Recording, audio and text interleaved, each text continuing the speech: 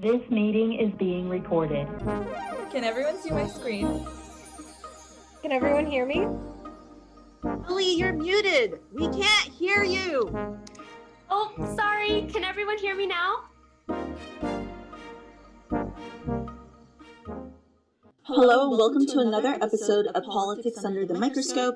My name is Joanna and this month's episode is centered around the importance of modeling public health to science policy. We interviewed two modeling experts, Professor Ayaz Haider, who is currently an assistant professor at the College of Public Health of Ohio State University, and Professor Ashley Chu, who is an assistant professor at the Dalla Lana School of Public Health at the University of Toronto.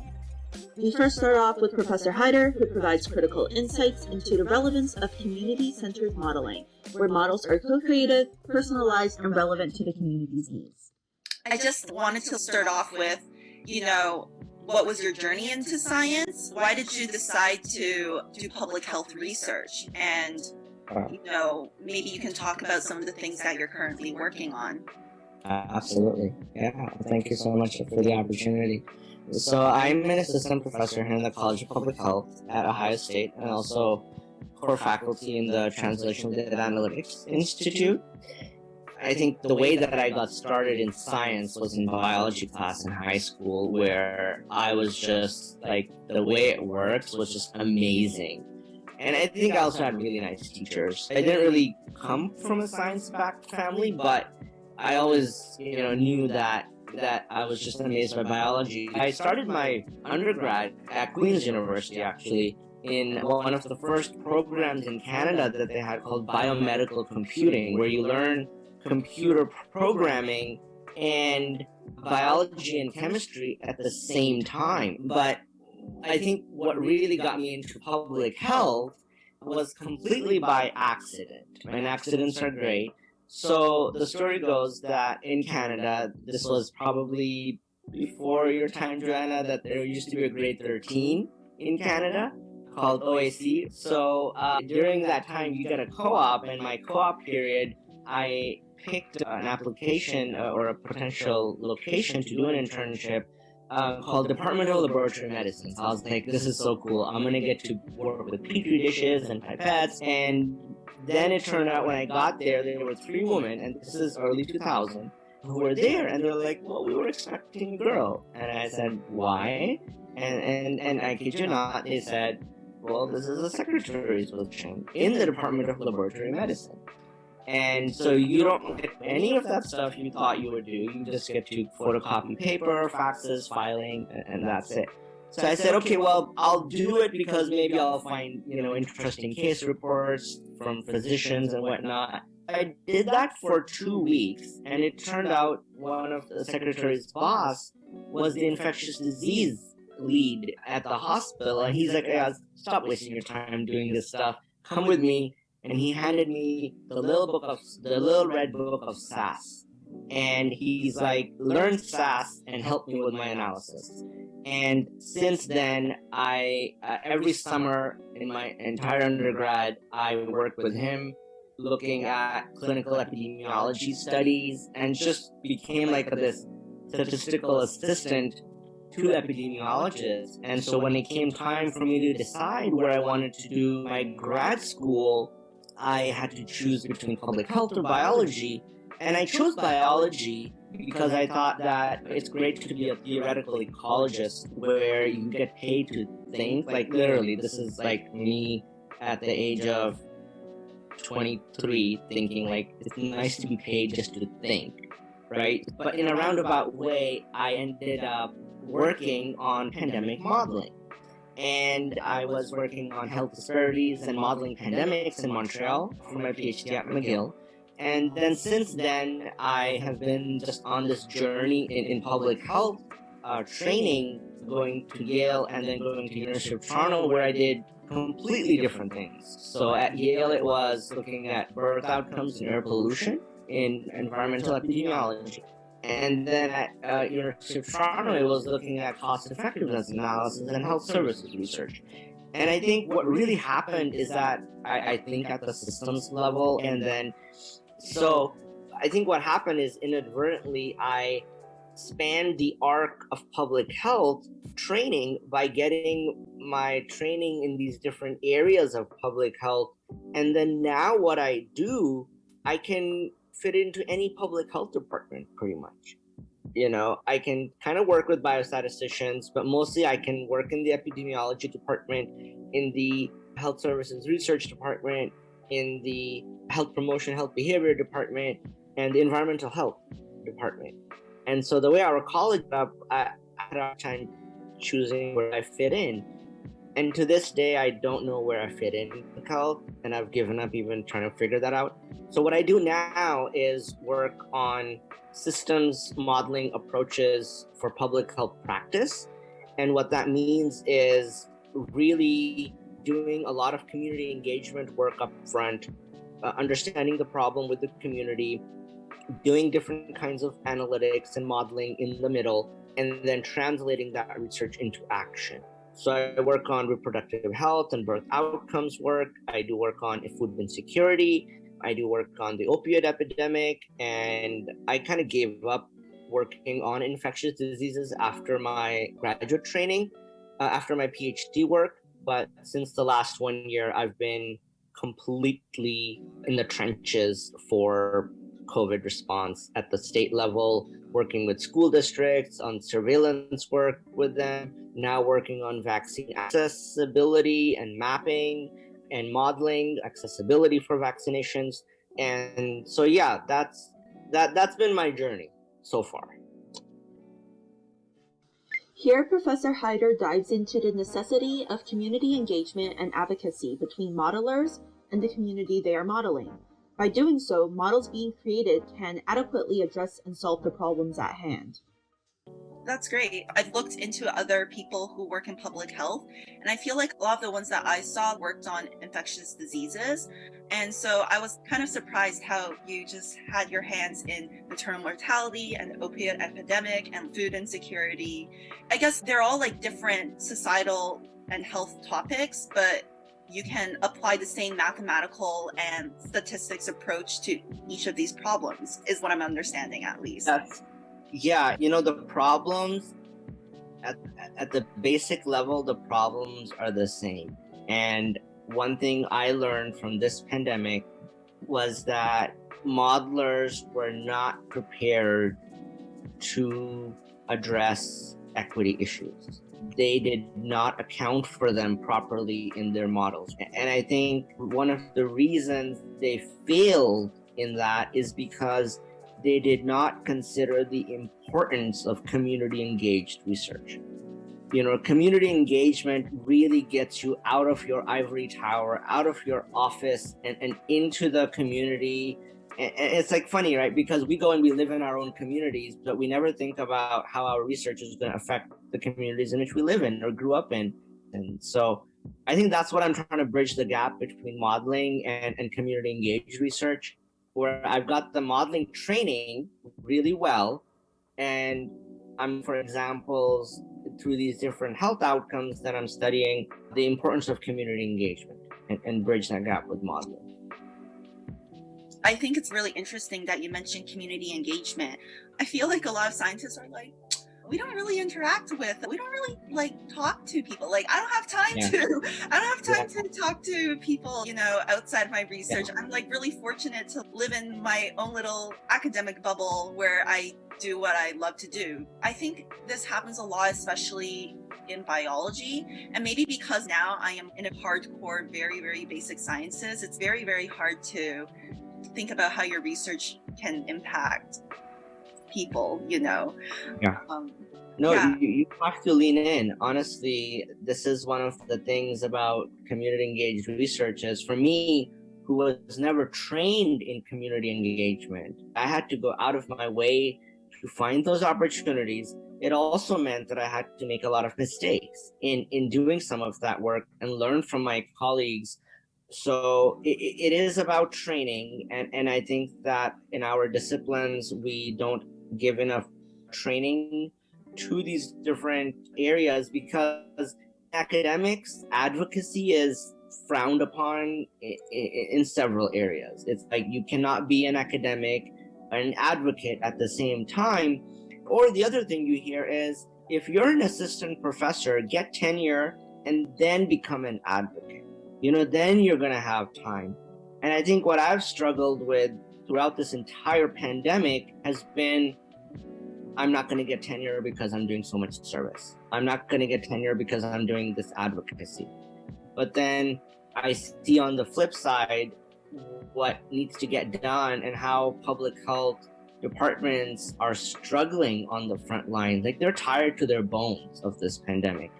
And I feel like everything I can do with the resources I need to bring to the table and help out, whether I get tenure or not. It's just something I feel very strong that I have to do.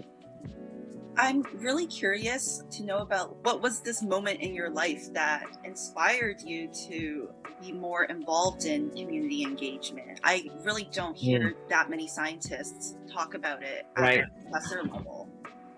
Right. I think what the pinnacle moment for me was when I had a chance encounter with Dr. Casey Hoy, who is a faculty director for the Initiative on Food and Agricultural Transformation here at Ohio State. And he introduced me to the topic of food insecurity, which is something I never thought I would do research in. I was just blown away that food insecurity exists, that it's 1 in 5 to 1 in 6 children are food insecure with all the abundance and everything that we have. And I said, okay, well, I'm a modeler. What am I going to do with community engagement? But what I realized is a lot of the models for food insecurity were built based on just a review of the literature and not the lived experience of people, of the frontline staff. And so I started looking into this approach called community-based participatory modeling, which tries to bridge the gap between system dynamics modeling and the community engagement. So I think that was the first project that really did it for me. And then when we started talking about infant mortality, I learned about structural racism and about reproductive justice. And all of these are topics that come from community engagement. The other thing that really piqued my interest as a modeler, we take qualitative information and integrate that with the quantitative knowledge that we have and so that was the other push that I had, is if we can make it work, we can develop so much richer models, more relevant models to the community that can help them think through problems and pick interventions and potential solutions to really complicated problems. Yeah, absolutely. One of the things that really struck me was your point about how people in academia fear becoming an advocate on their way to tenure. So can you touch on for a moment about what helped you sort of overcome that fear of not thinking like everyone else about the implications of being an advocate early on, maybe on your career trajectory? Because I feel like it might be stopping people, but it might not even be a real fear or any real threat. I've also been humbled by seeing other colleagues in other colleges like social work and other places who have been promoted and did get that. And I was in a place where I thought, no, I don't think I can do any COVID-related work. I need to focus on their work and just get those papers out. Coincidentally, last year was the year that I had the most number of publications. So I really do consider that as a blessing that somehow I was able to find that time and it happened. The other thing is that in our college, they gave an extension on our tenure clock. So I took advantage of that and said, okay, I have some breathing room and I can do that. And I think the third thing that did it for me to say, okay, just it'll come, is it's just the work that needs to be done. I was on calls with my public health colleagues who I'd been working with, who are in the health departments, and I was just seeing their dedication and how hard they were working despite everything, the lack of support, the lack of resources, the lack of sleep, they were just at it because the bottom line for public health is the public's health. It's not tenure, it's not a raise, it's not ego, it's none of those things. So I was like, whatever happens, happens. It's not in my control. Yeah, thank you so much for that. And, I think that sort of worldwide, when it comes to how we see scientists and society, there needs to be a cultural shift. And I think the pandemic had hidden blessings, and maybe one of them was that a lot more scientists, realized their bottom line, maybe for the first time. Right. Even if they weren't in public health, you can still realize that bottom line. And we're very grateful that you could bring that insight.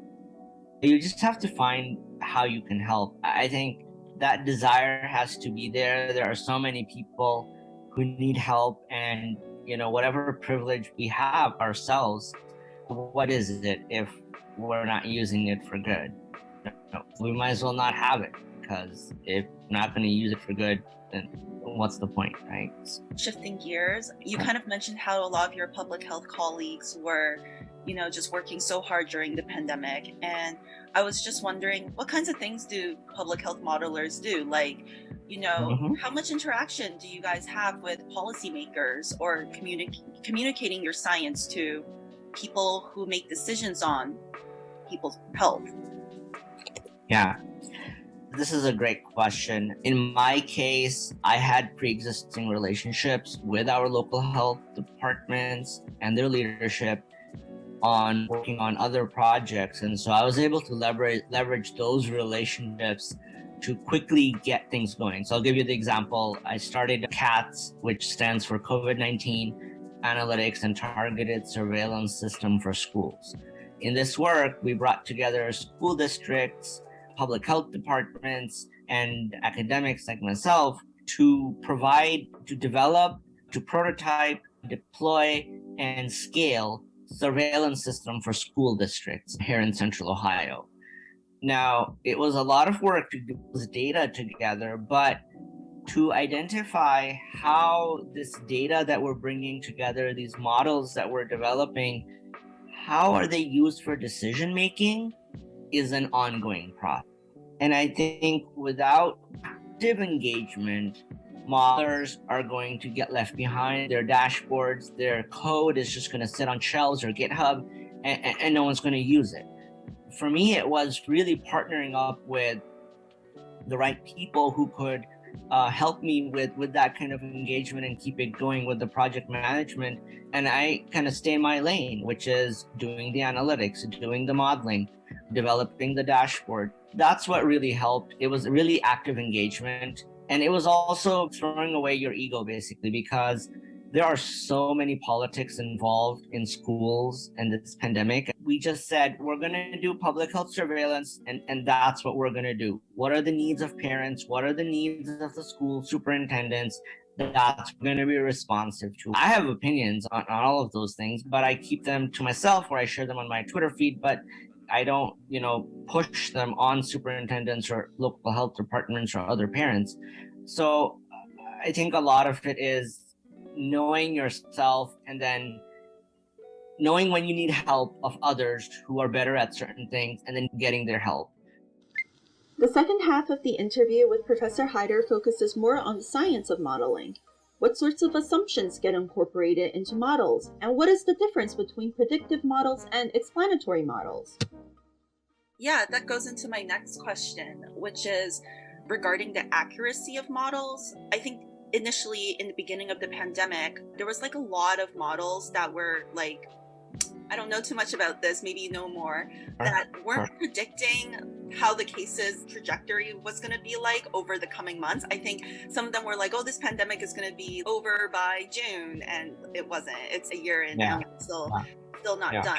And so how can we ensure the accuracy of models? It sounds to me that one of the solutions is for modelers to engage more with their community and to engage more with policymakers so that they could maybe input some of these assumptions into their models. But I also know that if you put too many assumptions into your models, that makes it super complex and uncertain. So what is like the right approach here? Do you want to make your model simple? Do you want to make your model with several assumptions based on all this evidence that you have? And, our model is going to be more accurate with more modelers engaging with what they're modeling, essentially. Right. No, those are great questions. So let me share with you something. When models for pandemic planning were created or developed and published and whatnot, the maximum amount of time that was put in their parameters for closing down schools was 6 to 8 weeks maximum. We never expected that schools would be closed for about a year in some places. And they have been, right?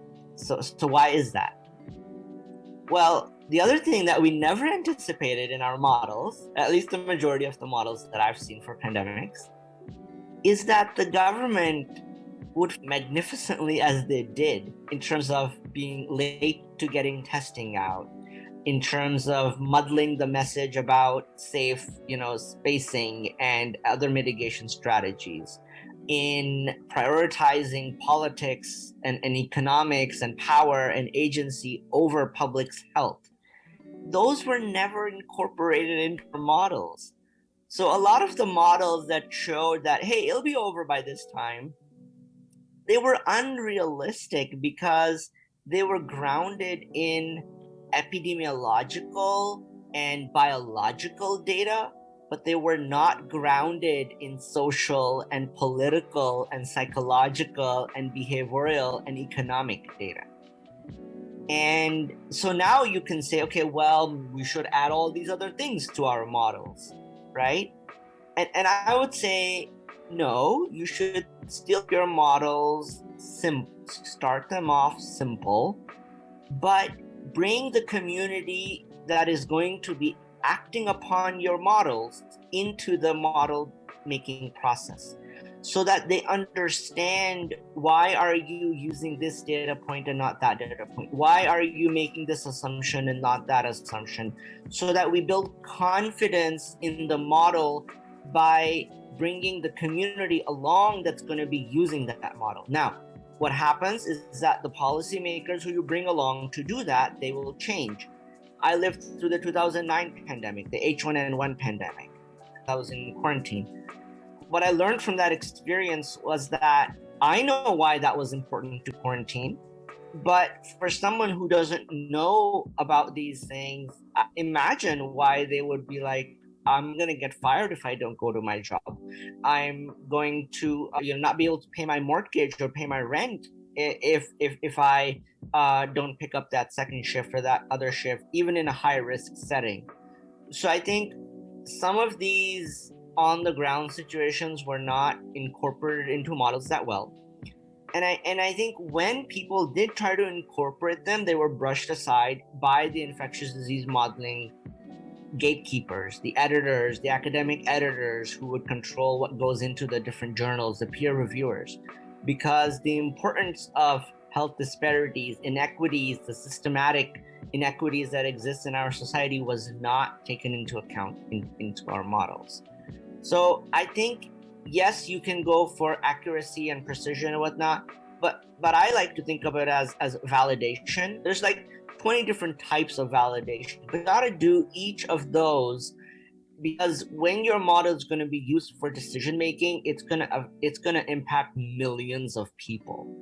And so you better be sure that your model is developed in a way where people can understand it, people can replicate it, people can adjust it as needed, and people can keep updating it as the situation changes. So I think one of the things that's going to happen now is that we're going to be able to better incorporate some of the social media data, some of the cell phone data into our models so that they're more real time and are giving us a better picture. But even there, you need to be really careful, because who's on social media and who isn't. So there are biases that are going to creep into our model that are going to affect the uncertainty in their estimates for who's going to be affected. So I think we need to do it very carefully. We need to have a real conversation as a community. Why are we modeling? Why are we doing it? Josh Epstein, a prolific modeler at NYU, has given 17 different reasons of why model. And I think anybody interested in modeling should go read that book should read that article. It's called Why Model by Joshua Epstein. And I think it really gives you an appreciation for models can do, what they cannot do, and what they should never be used to do in some cases. Professor Hyder's answer regarding the accuracy of models can be summarized into 4 main points. First of all, start your models off simple, but integrate data from the community into your assumptions. In addition to accuracy and precision, it's important to validate your model because if it's used for decision making, it's going to affect millions of people. With regards to COVID-19 prediction models, several of them were unrealistic because they were based in epidemiological and biological data, but they failed to factor in social, political, behavioral, and economic data.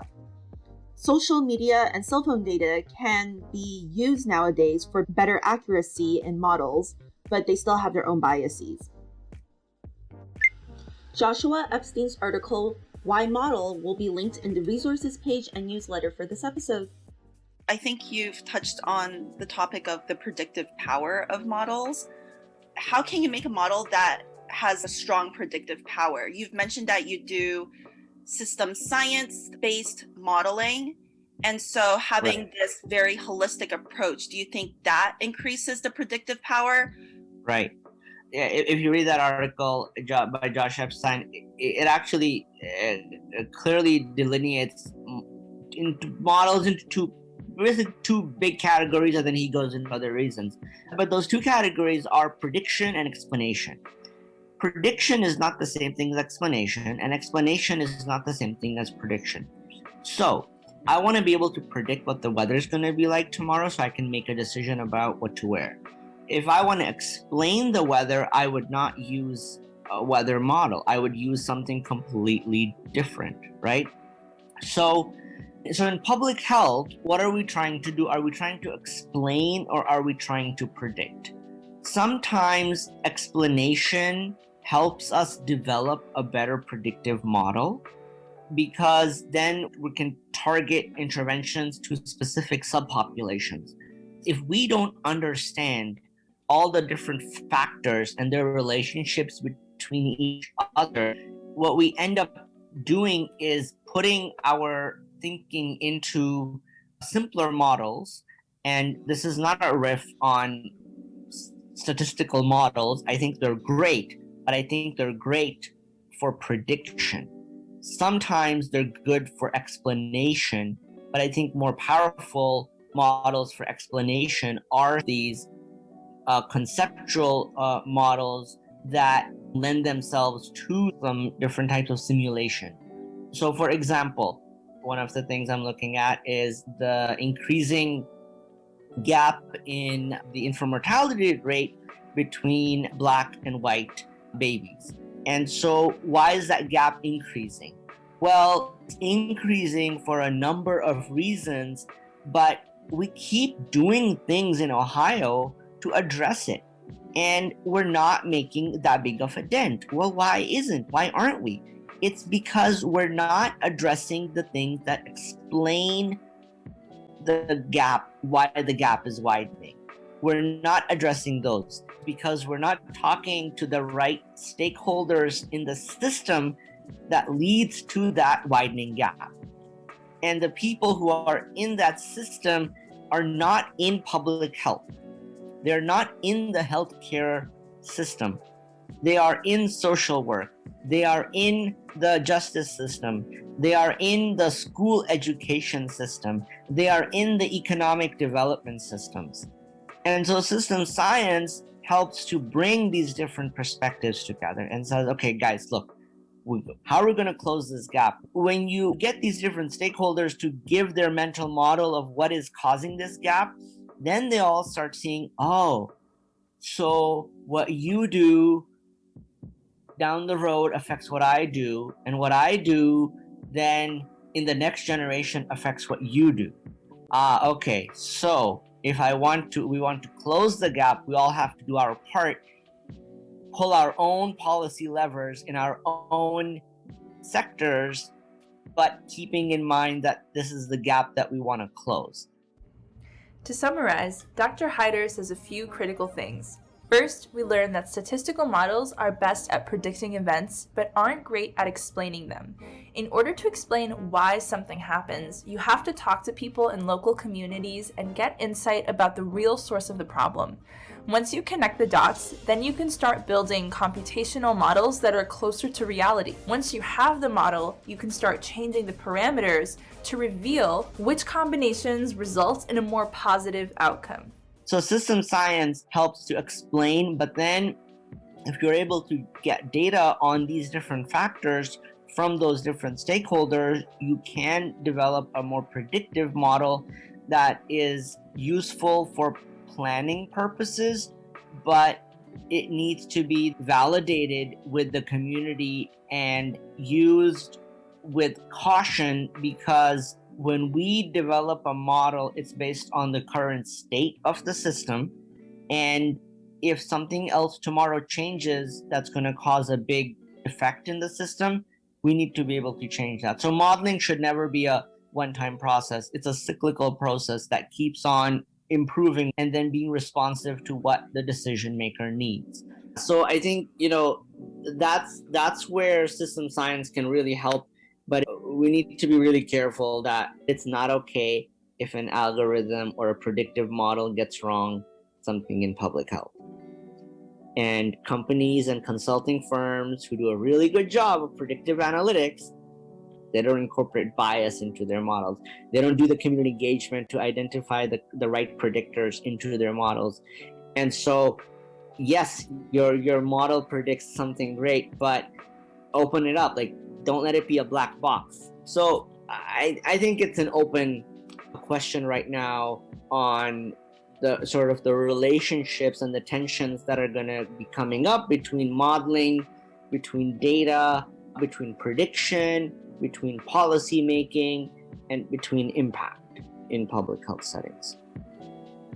You've identified all these problems with current predictive models, and I was just wondering if there's any improvement that is currently being made or will be made in the future. Are people actively recognizing these problems? I think the way to answer that question is, who cares about models getting better? I think public health care, but what's their power to do something about it? I think decision makers care to an extent. They have really high power, but they may not be really interested in making this happen. Whereas modelers in public health have really high interest in making this happen, but not a lot of power in making it happen. Now, funding agencies, they probably have high power and high interest. And so if you kind of plot these things out on the XY axes, right? Interest on the bottom, power on the other, you often then see who are the people who are trying to solve this problem and where are they now, but where do they need to go? So who are the people that you need to move? Really, you're going to get the problem solved when people are high interest, high power. So what role does modeling play in a society? I think it is that existential question that modelers, especially in public health, have to answer. What I have seen is that the way around it is to find an advocate in a policymaking setting who can advocate for modeling. What I would say to any modelers listening to this is that they need to do that active outreach right now to build those relationships with the decision makers. We have a pandemic going on, and now is the time to leverage these relationships and say, okay, we own up to the models when they were wrong. Don't just say, next pandemic, we'll pull out our model again.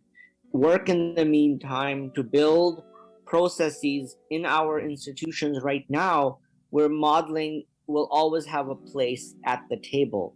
And then work on training the next public health workforce to understand the good and the bad of different types of modeling so that when they are the health commissioner, when they are the epidemiologist in a public health department, they're going to be able to interpret this work and be able to communicate to decision makers and be the translators for us.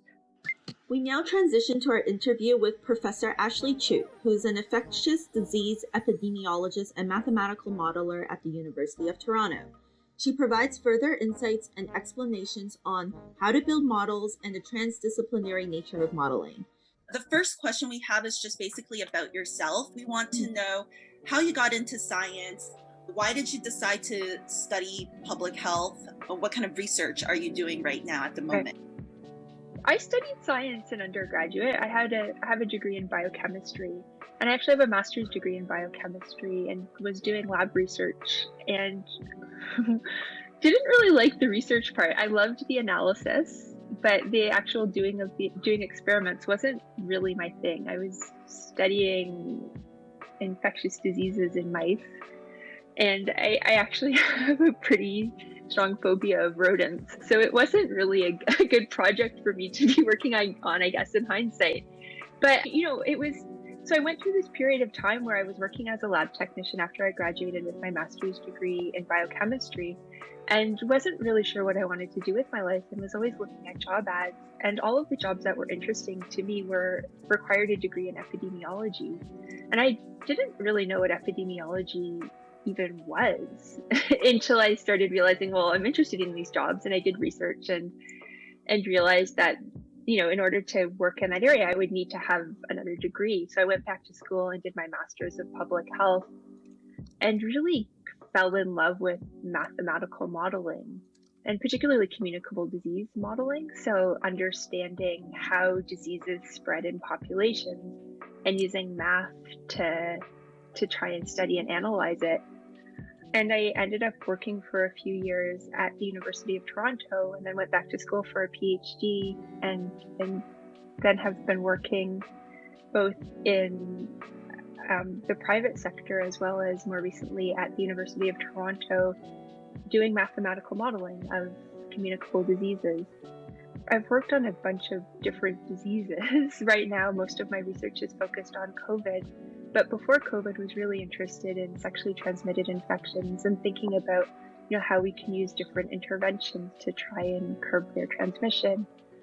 And these days, as I said, really focused on COVID-19, and I've been doing a lot of, I would say, policy relevant modeling. So my background is not in math. I'm, a health sciences person, and so I don't really do really theoretical stuff. What I'm interested in is thinking about how do we apply concepts from modeling and from communicable disease epidemiology to the real world.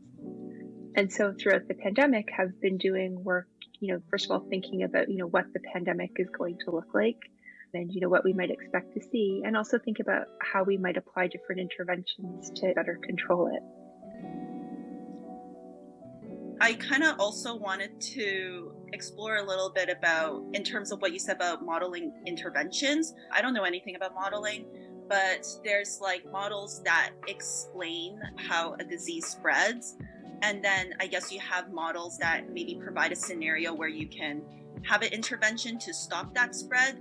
Do you marry those two concepts together into one model? And in terms of interventions, this is a lot of questions, but in terms of interventions, what kinds of interventions? Are we talking about policies that can be enacted or, people's behaviors? Yeah, okay. Yeah, there's a lot there. In terms of the sorts of models that exist, I think what people are most familiar with are forecasting models, which are the models that, were really predominant during COVID-19, which is, so-and-so announces that there are going to be 200,000 deaths. And those models are really meant to try and help us understand the sort of broad contours of an epidemic. So in a completely susceptible population, when you have a new disease, if you don't do anything, what's likely to happen? And then what modelers like to do is what are called counterfactual scenarios. And really what that is it's thinking about parallel universes. So, you can imagine a world where we did nothing. We have this new infectious disease and we just let it spread in the population. And then we want to compare that to different worlds, one where, we respond really strongly and maybe we never even see an outbreak because we identify it really quickly. And then in between those two worlds are all of which are sort of these scenarios that represent more realistically the world that we live in. We respond when we have a new infectious disease because people are scared, our behavior changes. We have policies that are put in place. And so those models can help us understand the possible impact of these different changes over time. But again, they're not meant to really predict the future. They're meant to help us understand what the future might look like.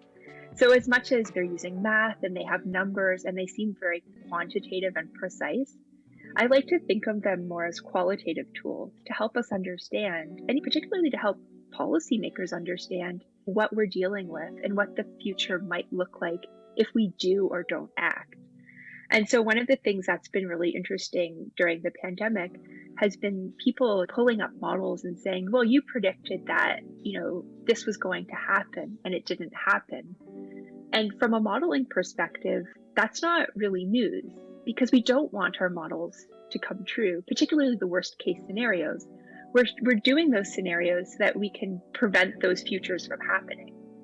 And so that's a sort of model where you're modeling, first of all, just the disease and understanding how it will spread in the population. And then you're putting in interventions that might change how the disease transmits. And those can be, policies, or they can be behavioral interventions. And, if you think about a policy like a lockdown, ultimately that's changing people's behavior. So they're connected, right? So the policy level trickles down into the individual behavior level. But, models are also used for other things. They're used for shorter term projections. So things like planning at a hospital level, how many ICU beds are going to be occupied in the next week or the next month based on the trends that we see.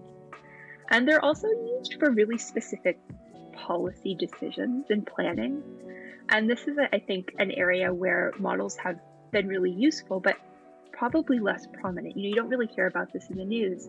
But if you're thinking about, needing to test and trace for cases of COVID-19, you need to figure out what sort of resources you're going to need in terms of how many tests you're going to need, how many people are you going to have to test, how many people are you going to have to contact trace, and figure out the resources for that. And models can help with that as well. And that's something that I and my team have been involved with. But it's less of the scary epidemic curves about this is what the future is going to look like, and more about basically thinking through scenarios and helping with planning. So I have several questions from what you said, but maybe let's just start off with the first one. How do you build a model? Like, what goes into it? We talk about all these factors that you take into consideration, like the policy side, people's behaviors, how policy influences behaviors, and the transmission rate of the disease itself. What do you put in first? Is it accurate when you put in all these different factors or not? So when you're building a model, you start simply and you add complexity. And you can build really, really complicated models, and you can build really simple models. And again, depending on the questions you're trying to answer, you may need that complexity and you may not. And there's always a trade-off there, because the more complicated you make a model, the more data that you need to put into that model, and the harder it can be to really trust those results, because it gets so complicated that sometimes you lose that transparency. And in general, you want your model to be as simple as possible while also capturing the complexity of the system that you're trying to model. At the very sort of fundamental level, if you're building any sort of communicable disease model, you need to start with your population. So if you think of the human population, the simplest model is something that's called a susceptible infectious recovered, or SIR model. And basically you can divide the entire population into one of three states. So you're either susceptible to a disease, you're infected with it and infectious to other people, or you've recovered from your infection and you're now immune or protected from infection. And so you can actually get a lot of insights by modeling using these sorts of models. And basically, the way that you make it specific for a specific disease is you need to understand the transmissibility of a particular infectious disease and how long someone is infectious for, and do they have durable immunity from that infection, or do they become resusceptible? You can build those relatively simple models they don't require a lot of data or a lot of what we would call parameters, so those data that feed into the model. And they work good enough for a lot of things. Then you start adding complexity in terms of, your population. You might say, well, you can't just model the entire population as, a single group of compartments. You might want to adjust for age. You might want to account for different occupations, because different, depending on your occupation, you may have different mobility. And that's where things get complicated. And then similarly, if you're modeling health outcomes, if you want to model the likelihood that someone ends up in the hospital or dies, you have to start adding on these additional pieces. But, fundamentally, you can sort of describe these disease systems simply and then, add in the complexity. It's really a matter of, what you're trying to do, how much time you have, and how much data you have. Thank you. That was such a detailed explanation. And so, since you've talked about working on COVID this past year, do you have any comments on our current models of COVID-19 transmission? Are they simple models that are able to accurately predict transmission rates, or are the current models that are really good at predicting number of cases more complicated? Can you just comment on that? I mean, there are a lot of models that exist, and some of them are really complicated. Some of them, we were talking about really simple models. There are models out there that model individual people and how they interact with other people in their household and out in the community, and air travel. There's this range of models. And I think what we've seen in general, and this is a bit of a sweeping statement, but they've been okay at predicting what's going to happen in the short term, but have been less good with the longer term projections. And I think that that's not a bad thing, because the thing that's really, really hard to model is human behavior. And it's not predictable. And throughout this pandemic, our reactions to this new infectious disease spreading in our population has changed over time. So initially, everybody was quite scared. When we started seeing cases increase in our communities, people were very likely to stay home and minimize the amount of contacts they had with other people. And that fear has changed. People are fatigued now. They're less likely to adhere to different measures. We didn't really know a few months ago if we were going to have a vaccine. And then once we knew that we did have vaccines, we didn't really know what the rollout was going to look like and how quickly people would get vaccinated. And so, trying to predict, if you were to think back in December or just say November, and we're building a model of what the world would look like in terms of COVID in March, you would be wrong, I think, because you wouldn't have predicted that we would have a vaccine. You wouldn't have predicted different places had different measures in place. And so that's really where the challenge comes with these, is that, describing the virus's behavior is not that complicated, but describing human behavior is incredibly complicated. I'm just curious, what are some ways to possibly even factor that in? I was thinking for models, because it's so unpredictable, is there a way to just introduce some randomness into the model that might help account for that? So the human behavior stuff is really interesting. And, some people have been thinking about this in different ways. One way is, we were talking a bit about fear. And, when you have a new disease, people respond in a way that basically scales with the amount of fear that you have. So you can use infection prevalence as a way to predict behavior. So when you start seeing more cases around you, you behave more cautiously.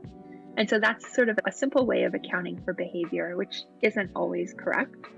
But also you can add randomness, or what we call in modeling stochasticity, which is basically this noise, which isn't really going to capture the behavior per se, but is going to capture some of that uncertainty.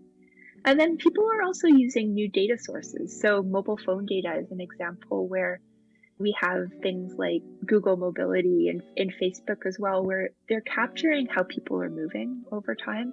And that's a pretty good proxy for adherence to different public health measures. Or at least it was at the beginning of the pandemic, possibly less so now. So you can use these data streams, these novel data streams, to try and get at the human behavior side of things. But again, I think it's always going to be really complicated. Like I'm thinking right here, and I'm in Ontario in Canada, and every week we have announcements from our government about new policies that are in place, or we're lifting restrictions here and we're implementing new restrictions elsewhere. And you can't really predict that ahead of time. It's really it's not random, but it's also not predictable, and it's really tough. The second part of the interview focuses on how scientists such as Professor Chute herself communicate with policymakers during the COVID-19 pandemic. She also touches upon the importance of data sharing and science communication with people from various disciplines, such as the government and the private sector. Yeah, I totally hear what you're saying. I'm from Toronto, and so it kind of sucks to not know when I can be back home again. I have a couple more questions about what you just said. You talked about phone data being a really good proxy for human behavior. And then you've also talked about interacting with policymakers. How does a scientist like yourself interact with all these people in order to work with them to build models that can influence public health decision making? So I'm assuming phone data is from private companies, right? So one question I have is, are they accessible to you? How do you form a partnership with them so you can get this data and put into your model? And second of all, on the policy side of things, who do you talk with and how do you work with them? Yeah, so I think a really important part of modeling is that it's very transdisciplinary. So you tend to have people who are really good at math and people who are, clinicians or medical doctors who understand the disease, people working in public health, and you have people who are really good at data science, just to name a few of the disciplines. But, ultimately, you need to be creative because at the end of the day, this is an exercise in synthesizing data. And so being able to build partnerships with people who work in different disciplines, including people who are working sort of in the private sector when it comes to things like mobile phone data, is really important. And one thing that's come out of the pandemic is that a lot of the mobile phone data providers have been collaborating with academic groups or have been basically providing data sets that are specifically for sort of non-commercial purposes. Facebook has an initiative that's really been working with academics to try and make this data accessible. In terms of the policymakers, I think this has been, for me at least, a really interesting experience because prior to COVID-19, it's not something that was really a huge part of my job. I mean, I certainly, when I'm doing projects, a lot of times we're working with specific communities and trying to address specific problems. But the idea of trying to feed data to policymakers so that they can make good decisions is unique, for me at least, in terms of this pandemic. And so I can speak a little bit to the way that it's worked for me at the University of Toronto, which is that in Ontario, we have these academic groups of people who are basically serving on a volunteer basis to help with policy. We have a modeling consensus table where we have a bunch of modelers from across the province who we meet once a week, and we specifically try to answer questions that people from the provincial government are asking. As part of that arrangement is the government shares data with us because you can't build these models in a vacuum. And so the sort of arrangement here is, we're very happy to help and enthusiastic about helping, but we need data. And so that's been a really, I think, good arrangement because we're able to help out with the pandemic response and provide answers in a timely way because we have the support of policymakers. Just out of curiosity, have the models you've made during the pandemic, has like a politician or a policymaker actually did they actually take that and make it into a policy? Has that happened for you? It's an interesting question, and it's not something where I really have a good answer for you, in the sense that, we feed information up to policymakers, but we don't actually get feedback in terms of, this is what influenced our decisions. But we do know that we've done a lot of work modeling, as well as just descriptive epidemiologic analyses. And we know that that information is set up the sort of food chain in terms of contributing to decisions. I think probably in terms of things that has been impactful is at the beginning of the pandemic. So in like February, March of 2020, we made a model that was basically predicting what we thought the epidemic or the pandemic would look like in Ontario. In the absence of interventions, was predicting what other places were predicting, which was very high attack rates, large numbers of people getting sick.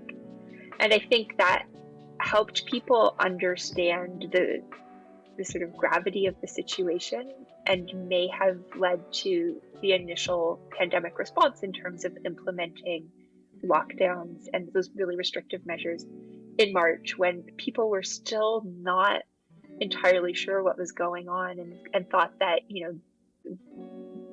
maybe it would have just stayed in China, or it was just going to stay in Europe. And then as it got closer and closer, it became pretty apparent that we weren't going to escape this. So I think in that sense, models have helped, but I've never really had a phone call from someone where they said, thank you for this model. We have decided to do, take action X, Y, or Z. Based off of this, would you say that there's like a gap between modelers and policymakers then? Do you think there's a communication gap? I was wondering if there is a gap, do you think a good solution would be for modelers to kind of have more say at the policy side of things? Yeah, I think that this pandemic has really changed that relationship. When I first started modeling, I was in 2009, so it was the H1N1 pandemic. And that relationship with the government wasn't there at all. And so the fact that, we have this sharing of data and flow of information, I think is great. I think one of the challenges for modelers and for scientists in general throughout this pandemic, I think, has been the communication of uncertainty, which is something that I think scientists are very comfortable with. Whenever you present your results, you're always saying, well, we're presenting this with these caveats, and we think that it's this, but you need to recognize that there are all of these assumptions that feed into this. And I think sometimes that can be really hard to communicate. It's something that we're not really well equipped to sort of communicate with policymakers. You sort of just want to know, should I do X or should I do Y? And so you give this like very long-winded answer, but all of the things that you need to consider. And so I think that sort of intersection between policy and science is an area where, as scientists, we could use better training, because it's not something that we're necessarily equipped to do. And so it can be really challenging. And, that ability to succinctly summarize what you're saying and say, based on the best available information, this is probably the best course of action, is something that I personally wish I was better at. And I think I've been learning throughout the pandemic, how important that is. Ultimately, the thing that's really important to remember is that, as a scientist, I can provide you with my judgment based on my area of expertise, of what I think the best course of action is. But, I'm not an elected official. And the people who are making the decisions are weighing those decisions, the health information that you're providing, along with other pieces of information. And so I think that's something that's really important to remember, is you do your best, but at the end of the day, nobody's elected me to tell them what to do. And so you need to be able to step back and say, I disagree with that decision, but it wasn't my decision to make. Yeah, and it's interesting because, the New York Times, for example, was kind of reporting on a few weeks ago how the, scientists are kind of downplaying how awesome it is to be vaccinated, and downplaying the efficacy of the vaccine and how it's going to change everything and bring us back to normal. And that was sticking more than the advantages. And they're like, well, maybe this is playing a role in vaccine hesitancy, XYZ. And I'm just like, it's a scientist's job to be skeptical and constantly rethink reality, or whatever they're doing that's trying to capture what reality is. So what, practices have you found that maybe make it easier, for you to look past that skepticism that's kind of inherent in your profession and sort of make recommendations in that way? Yeah, it's really tough, and I would say I'm probably not very good at it, but because I like to hedge my bets. I don't want to be overly confident in what I say, but I think it's really important. And I think, one of the things that's been really interesting to see in terms of how scientists communicate during the pandemic is, first of all, you don't want to be a fearmonger. You want to be able to convey information in a way that, tells people the facts, but also isn't alarmist. But on the other hand, you don't want to blow things off, or you don't want to be overly optimistic. And I think the vaccines are a really good example of that, where I think you're right. I think scientists were too negative in the sense that if you're told that you're going to get this vaccine, but you can't change anything despite getting this intervention, well, why get the vaccine? And the reality is that the vaccines work really well. And so I think sometimes there's a bit of patronizing that happens in terms of how we convey information to people. We saw this a lot with masks, where there was a lot of talk early on about, people won't know how to use their masks. They're going to touch their face and they're going to get infected and it's going to be more dangerous. And, we don't say that about hand washing. Maybe not everybody washes their hands for 20 seconds. But, most people wash their hands well, and we don't worry about the fact that, they're going to lick their hands and get soap in their mouth. We trust people with that. And I think, throughout this, there's been this fear that if you tell people too much good news, then they're going to stop listening to the precautions that we're recommending. And I think that's actually been relatively harmful. And I think some of the best science communicators are people who work in the field of sexually transmitted infections and HIV, in the sense that they really understand the world of harm reduction and the idea that there's risk inherent in everything that you do. And so being really absolutist about it and telling people that, you have to do X, Y, or Z, and if you don't do that, then, you're bad. And people don't respond well to that. Everybody is individual, have unique circumstances. And so arming them with the tools that they need to make decisions that, even if they're not zero risk, can at least reduce risk, I think is much more useful than this idea of sort of treating people like infants, which, again, I don't want to sort of say this as a generalization, but I think some of the messaging has been very infantilizing. Wow, that's really profound. And I think when it comes to STDs, I feel like because the concept of risk is very clear, risk-inducing behaviors is very, very clear. So, and also it's very binary. It's not either you have COVID or you don't. It's like you're on your way to COVID. You don't know if it's the common cold. You have no idea what's going on. So I think that clarity maybe is what the public needed early on so that they could use the tools and recommendations of scientists and experts more effectively, and we don't have to rely on infantilizing messages and things like that. Thank you so much for clarifying that. Could we have possibly predicted a pandemic like COVID-19? I think I read this somewhere that modelers are always modeling events and long-term things happening, and with pandemics you kind of model when they arise what to do. So have our current models have been able to predict things like H1N1, or would it have even been possible to predict something like COVID-19 happening? It's a good question. I mean, I think in general, people who work in public health and who work in communicable diseases would say that we knew that a pandemic was coming.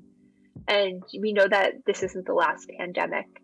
Would we have anticipated in 2020 that the virus that would emerge would be SARS-CoV-2? Probably someone somewhere predicted that.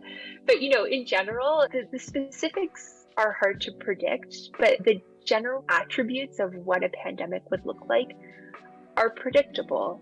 We know that we have increasing interaction with animals and that these sort of zoonotic infectious diseases are particularly of concern. I think most people were focused on influenza because that's historically been, when we've had pandemics, that's what we've been concerned about, particularly avian influenza. In terms of predicting precisely, I think we're a ways away from that, but we know enough about the conditions under which these sorts of infectious diseases emerge that we can be prepared for them. And I think that's the really important point, is if you look at pandemic preparedness, a lot of it was focused on an influenza-like illness. And this pandemic has opened our eyes in terms of thinking, beyond influenza. My hope is that we sort of recognized, every time there's a big public health emergency, there's initially a lot of interest in investing so that we're better prepared for the next pandemic or the next big public health event. But usually that interest wanes. So I wasn't involved in the original SARS response, but I'm from Toronto. And we had a lot of commissions after that because we had a lot of SARS cases and we had a lot of people focused on, how would we be better prepared next time? And we weren't better prepared. And I think part of that was, there was an initial interest in that, and then it's out of sight, out of mind. So when public health is working well, bad things don't happen. And so getting people to fund things so that they don't happen can be really difficult. And so out of this pandemic, what I'm starting to see is that there does seem to be a recognition that there needs to be long-term investment in pandemic preparedness and pandemic readiness, and making sure that, specifically within government, I think that there needs to be that capacity within the government to have people who are trained and able to help with the response. But again, I guess we can check in 5 years and see how sustained that is. I'm not super optimistic. I'm hopeful, but we'll see. I'm hopeful too, just because I don't think I've ever seen a pandemic where, we were under lockdown for over a year. And I kind of hope, make people more aware. I don't know if it will, but as you said, out of sight, out of mind. But I certainly hope that's the case too. I just wanted to thank you for giving us so much insight and really driving home the message of what scientists can do in terms of communicating to the public or communicating with policymakers, because I think really the reason why we started the podcast was because, for me personally, I wanted to learn more about things beyond just working at the bench and just doing data analysis on my computer, and thinking about what sort of impacts scientists can have beyond academia and just to the public in general for people who aren't scientists. So thank you so much for giving us that kind of perspective. No, thank you so much for having me. It was fun to chat.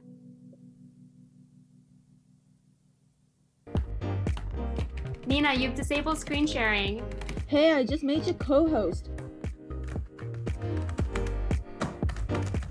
I'm sorry, can everyone go on mute? I think someone's stuck in the waiting room.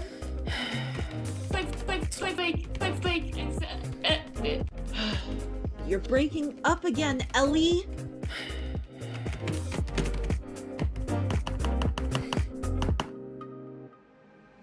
The recording has stopped. Politics Under the Microscope would like to thank Science Education and Policy Association for their support.